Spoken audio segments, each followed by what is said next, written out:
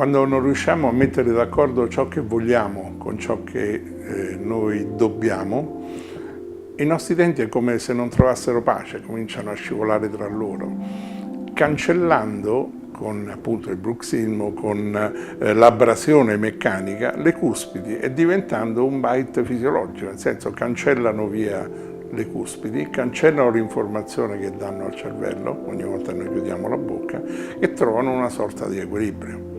Ma questo fa diminuire la dimensione verticale, quindi altera la postura, altera il lavorio di tutta l'articolazione e dei muscoli relativi.